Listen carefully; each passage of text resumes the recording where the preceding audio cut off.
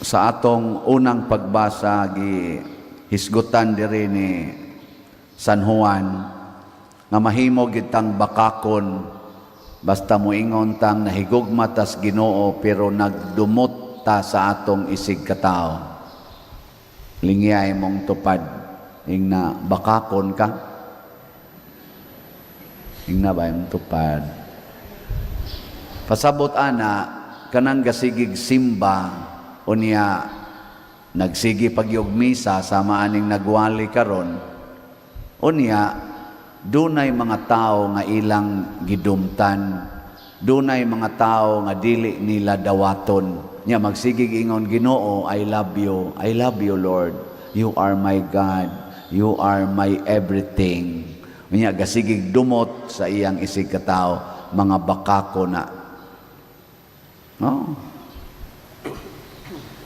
Magsigi pagyog brunda, magsigi pag rosaryo, kubalo na kaigtuhod, daghan pa kayog mga debosyon, kada adlaw na agyoy kaugalingong debosyon, pero siging kusmod sa naong ngadtos nangutang nila, kay katulo na lang nagpasko, wa sa gyud ni partial ang nangutang, kana bakako na nga tao.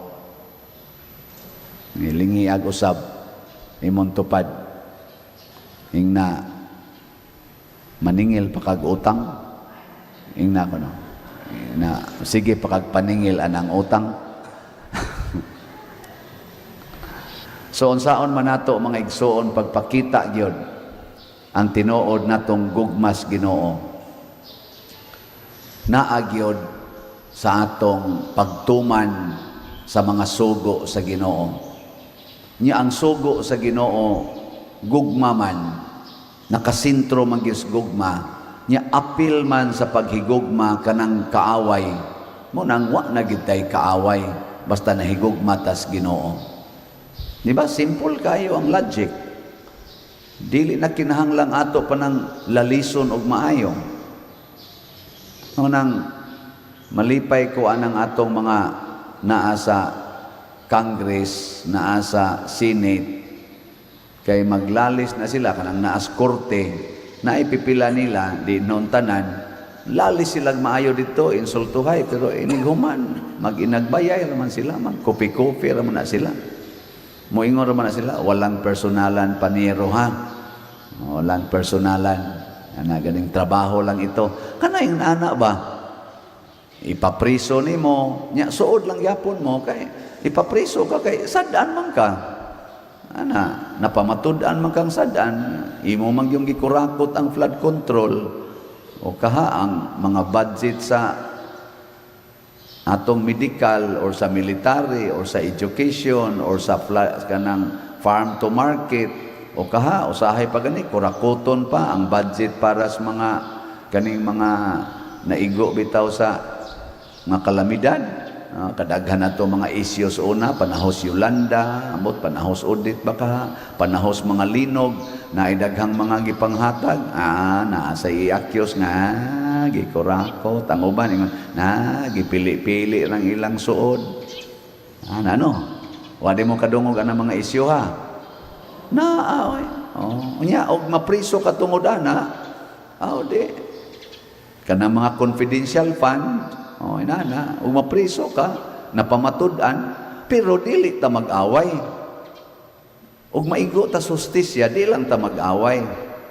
Na mga asawa, maingon kani akong bana pa din, musuyok, nga giunay pag-rape, akong anak, ako ning ipapriso, nako, sure, ipapriso, yun. Pero out of love. Out of love. Aron di ka maimperno. Biyon sa man papapriso sa imong bana nga nang rape sa imong kaugalingong anak unya out of love unsaon man hibaw mo wa sa mo hibaw nya gusto mong tudloan ingna nga to imong bana dong I love you mo nang gada kog pulis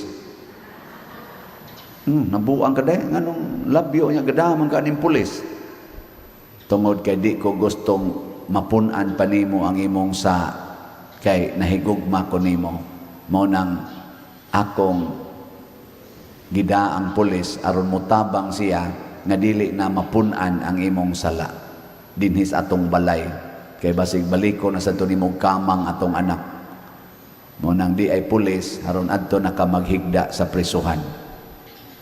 Ngamingon sa na imong bana, salamat dayha sa imong tabang, hindi kagawas nako patyon tamong tanan. Mga animal mo, ana man ginaingon ana, hulga-hulga, bantay lang mo ninyong gibuhat, makagawas lang kong animala mo, mga ana, hutdon tagyod mo. Nya unsa may imong isulti? There is no greater love than to lay down your life for your beloved. Dong, kung makagawas na kapuhon o imo ming patyon, mas bali pag magpakamatay ko para nimo kaysa magtanaw ko magsigi kag pakasa. I love you very much. Nindotan, ano? Ang saman, okay na. Mao man gunay gibuhat ni Kristo god. Giingnan man siya, sige ron. Sige higimig sulti. Patyon gyud kanamo. Nya unsa may gisulti ng Kristo? Amahan ko, pasayloa sila kay wa masayod silang gibuhat. Pero kay nasayod man ko, itug-an ko gyud ni. Mao na diri sa atong ebanghelyo, gitag-an ni Simeon na kining bataa si Jesus mao ni ang magpaila sa kamatuoran nga maoy kahayag sa kalibutan. Unya supakon siya sa daghang mga tao. Dili lang supak nga gikuan siya, gilalis. Supak yun nga, gipatay gid siya. Mo nang giingnan ni Simeon si Maria, ang espada, mura unyag, ang kasakit, mura unyag espada nga mutusok sa imong kasing-kasing. Kay supakon man, kani muwalit ag kamatuoran, ana, mabutang kita sa placard. Ana, lagi. Ay, pipila nga mo takes na ko. Pader nga nung magsigim kag hisgot og politika nga na may separasyon ang simbahan o ang gobyerno. Ako sang gitubag, nga man lagi magtukod mig simbahan, ngayo man lagi mig building permits gobyerno. Nga man lagi mamutol mig kahoy diri sa simbahan, dakpon man lagi mis DNR. Na separasyon man ka ni. Di ba? Ingnon man may wa man mo'y permit nga mamutol ka. Mangural mi dinis among yuta. Mangayo man lagi tag fencing permit. Separasyon man ka. Wa tay butanay. Oy, di na maoy. Ang tinuod sa usa lang ka aspeto ba?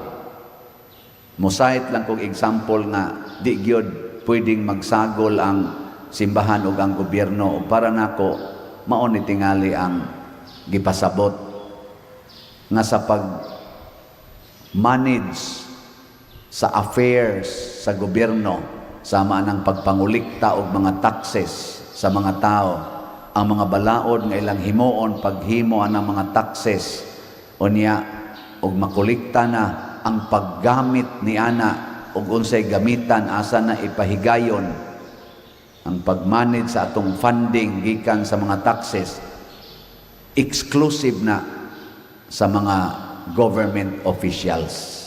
Wa gid milabot ana. Ang amo sang pagpangulikta dinhi sud sa simbahan, ang mga donations o ang pagmanage ni ana para sa mga affairs sa simbahan, way labot ana ang gobyerno. Administrative and governing functions ang simbahan o ang gobyerno dili pwedeng magsagol. Di ba? Pero sa moral dimensions, mag-abot diha ang simbahan o ang gobyerno. Pasabot, kung doon na mga binuang ang paggamit sa taxes sa gobyerno, muhisgot na ana ang simbahan kay moral aspect naman na. Kung ang pari mang-rape na sa sa youth or sa sakristan,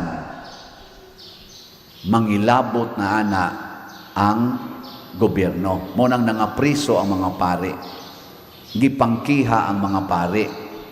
Kay naana man na siya sa moral dimension. Mag-abot maning justice, ang legal o ang moral, mag-abot diha sa aksyon. Muna mag-abot kita. Kay maura man ang tawhana ang atong giatiman. Kamo, maurasan mo ang magbubuhis. Ako, magbubuhis ako. Ang akong kolekta, akong stipend, way buhis. Pero ang akong gigamitan, pulos ko nagbayad og buhis. O di, muhisgot sa ta, mutudlo sa ta. And truth is all encompassing. Mausakto ba ng pagkaworda?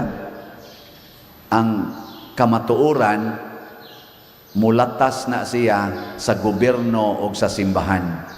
There is only one truth in life. Truth is always truth. Kung nangalusno ng flood control kay substandard o kaha ghost projects, di ta mo hisgot ana nga maapil man ta dinhi sumagod karon no.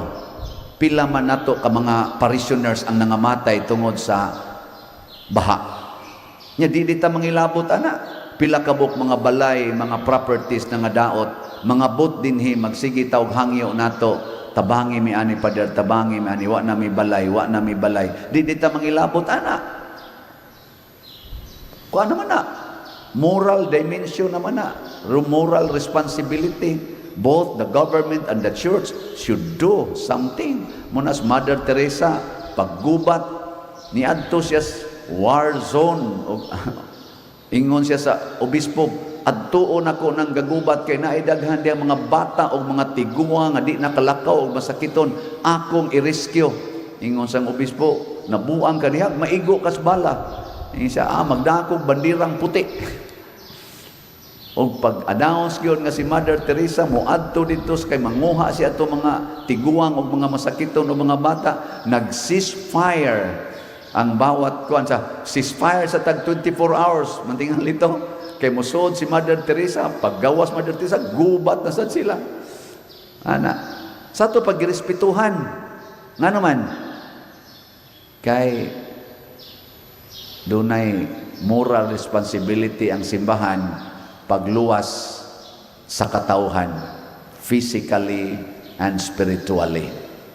Mausa na ang gobyerno. Ay sa ninyo ibaliwa ang among spiritual aspect. Kay magsigi lang niya mo dihag pamakak, magsigi na lamog tabon-tabon anang kamatuoran. Unsa may mahitabo sa mga taong lagot na kaayo nga mao ra man sanay manimba. Kung ikaw naigo ka sa injustisya sa atong mga pangagamhanan, mamayor man, kapitan man, gobernador man, nya magsigi kag simba dinhi kusmod kay kag naong. Unsa may batio namo diri nganong gakusmod ka nya sa una unta smiling man ka. Nya di nakamuhog kolekta. Ni mana gamay. Gamay na kitag kolekta to ning susihon nganong ni gamay man ni. Uy na naglagot naman di ay ni. Perti naman di ini mga laguta. Nya punan pas pare nga. Di sa gyud mo hatag bisag 5 kilo nga bugas. Sige hinugsikan koleksyon ana samot. Kusmo na yung ignaw. Nya magsigig ingon nga naatay project, nya nangalata na lang ang tarpaulin, wa gyud mo barog ang project, daghan na kay gikolekta, namo samot mo ingon na sa tong nisimba, parihala mo. Parihala mo, ghost project lang yapon. Arita simbahan, ghost project. Aritas gobyerno, ghost project. May mong pakungo na inyong mga may lamo mo tabi, pero di mo kamo mubuhat. Ana. Nya di ta mag-abot diha. Mag-abot ta, mauna magkoreksyonay ta, magtinabangay ta. Na inidangop nato dinhi kay gihingin lang kuno siya siyang ginikanan mga more than a month ago.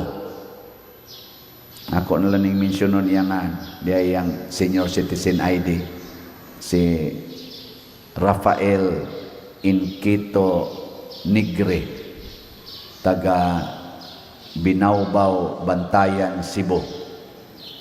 Natao siya September 17, 1964. Ako November 24, 1963. Maguwang ko niya usa ka tuig. Niya nihangyo siya diri pag-abot niya atong mga more than a month ago. Nihangyo siya nga mo trabaho. Niya kaning atong pagtukod og mga balay, ako siyang gi-reserve ingon ko basig mo qualify ka, apply lang mo niya kung magsugod nami. Niya wa man koy kaabutan father. Nako adtos barangay. Ning adtos barangay. Pag-abot sa barangay, ingon sang taga-barangay, pwede ka dinhi mo higda-higda, aning dapit dinhi, ngita lang tag-suok-suok, pero wa may ikapakaon. Pader, mukahigda ko dito, pertirbang lamok, pero wa may pagkaon. Nako, dinhi lang ka mukuhag pagkaon.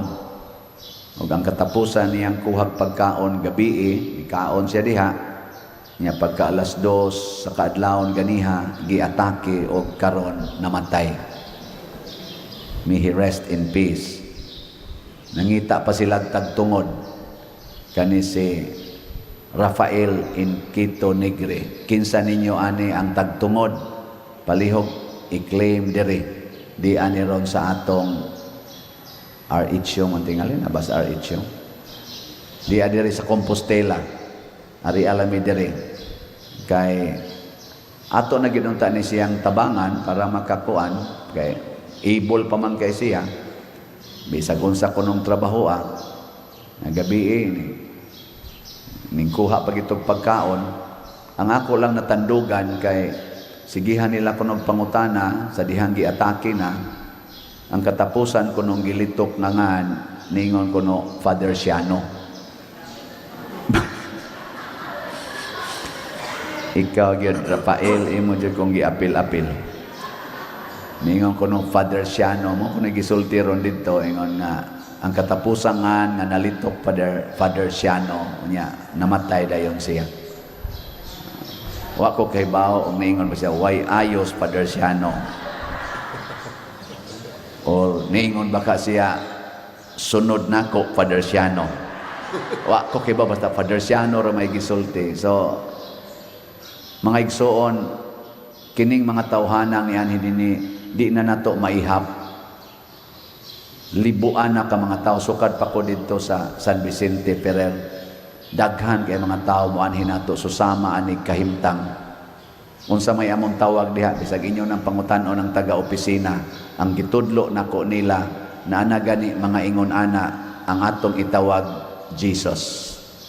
Nya pasuwata dayon. Mo na inignay daghang suwat diha, mo text din na sila kung tuwa kos gawas, Father, di anay daghang suwat ang mga Jesus. Nigtanaw nako wa gi ayo ni mga Jesus.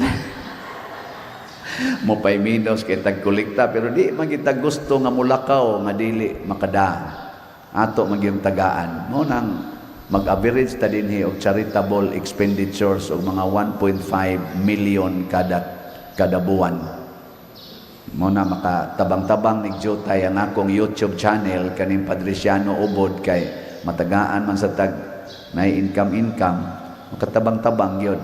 Apil na ana ang mga scholars, apil na ana ang atong mga simbahan sa dosahay, mga communities nga mangayo nato nga nasa sila mga affairs ngadto sa mga religious communities ato man ginang itabang mo na mo average kita og mga 1.5 million kada buwan.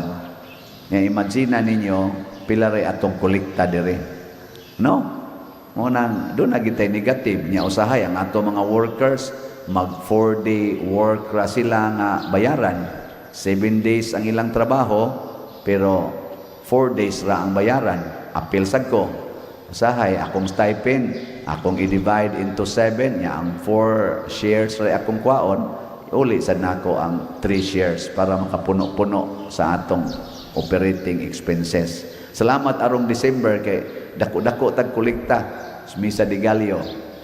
Anay ato parong initial ang gross nato da atong kaning kuan kanini unsa ditawag ani? Tree of gratitude da sa ikhat og kolekta nato gross lang niha ning kita na taog 3.3 million. Ang atong expenses, mga 4 million raman. So, nananghid ko sa atong Finance Council o Pastoral Council nga pwede ba akong computan og 13th month pay ang atong mga staff, ning okay man sila na ato nang na-release ang 13th month pay.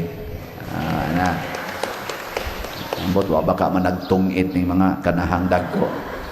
O niya karon na sad before mo ending tuiga basig mahatag nato ang differential katong tanan nilang na save kay wa tagai katong nag 4 days usahay mag 5 days usahay mag 6 days allowance rami ang wa matagai akong gipa-compute sa atong accounting o basin pa atong ihatag okay ra ninyo basin lang natay kwarta nya ningon isla pader savings ra din na namo nako dili oy na timingan lang na atay kolektang arang-arang. Pero sa sunod, di na savings. Donisyon na gina ninyo sa simbahan. Donisyon na ninyo sa katawhan. O niya, ma-refund din. Kaya na ay arang-arang ang kolekta. O di, thanks be to God. Naghigugmay ta. Di ba? Ug mausan ni, na-appeal ni sila. Ang para unta nato i-spend gidire, masuyop gid ani. Pero dako na biya kolekta. Mag-average good tagod o kolekta din sa ako nang gi-report gahapon, mag-average tag 9 million kada buwan. Sa ato bang tanan na donation, anang slot-slot, nya kolekta, mga pamisa, minteryo, mag-average tag 9 million oy. Kanako na ana, di ba? So, dato kay tas tanan pero pobre lang. Mo na ingon nga dato mi pero nagkalisod. Pero nagkalisod mi pero haruhay. Wa mo pasabot ana manindog na ta.